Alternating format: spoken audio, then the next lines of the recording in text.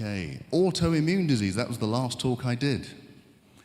That refers to all of these antibody diseases that are attacking different parts of the body. There are roughly 400 or 500 of them. Wherever you've got tissues in your body, you will have an autoantibody if things go badly. And I must say, although I didn't talk about it, one of the biggest causes of infertility is autoimmune disease. Now, I know people go to the hospital for IVF treatment, absolutely, but rarely do they get to the bottom of what is the problem. And it's usually that you've got antibodies attacking your organs inside that makes it almost impossible to conceive. So everything you've heard me talk about with autoimmune disease, you need to apply if you want to get pregnant. Okay.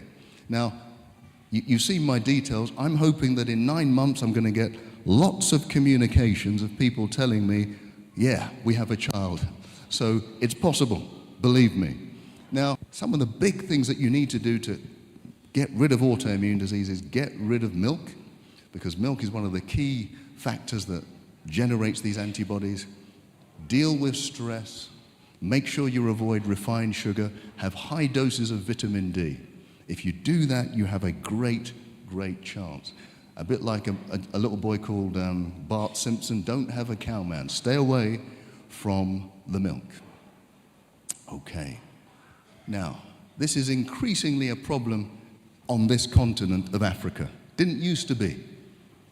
You go back 50 years, there was very little obesity on this continent in Africa. Now, with all of the imports of Western culture, including Western food and Western lifestyle, we're getting exactly the same problems that they get in the West. How do we defeat it? I always say, get rid of the white stuff. This is not a racist statement, folks. This is not a racist statement. I'm saying get rid of the white rice, white flour, white pasta, and of course that white substance, sugar. You know, sugar, if you look at it from afar, it looks a bit like heroin. And by the way, it activates exactly the same parts of your brain for heroin addiction. That's why giving up sugar can become so difficult. But remember, I did give you some help in overcoming sugar addiction. Remember the Dr. Chidi method, named after some obscure doctor? You remember that? So for those of you who don't remember, let me tell you, when that donut is calling out your name, the worst thing you can do is say, I can't eat the donut. Because if you do that, your brain will just desire it even more. What you must do is say, I will eat the donut, but I'll eat it in half an hour. At the same time, eat yourself an apple. Now that apple will release sugar slowly into your bloodstream, slowly so that you don't get this insulin spike. And after half an hour, you'll have enough sugar in your system to overcome the desire for the donut. You're not looking convinced. If at the end of the half an hour you still want that donut, do the same thing again. At the end of the day, you may have eaten 5 apples. That's okay, that's your 5 a day, right?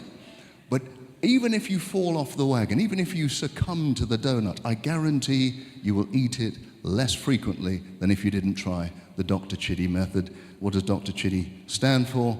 Don't resist it, choose to have it, but delay it. Dr. Chidi, there you go. Now you'll remember my name, okay? That's the only reason why I did that for you. But seriously, sugar has been a serious business, especially on this continent. We used to be slaves for sugar, now we're slaves to sugar. We need to get rid of the sugar, absolutely.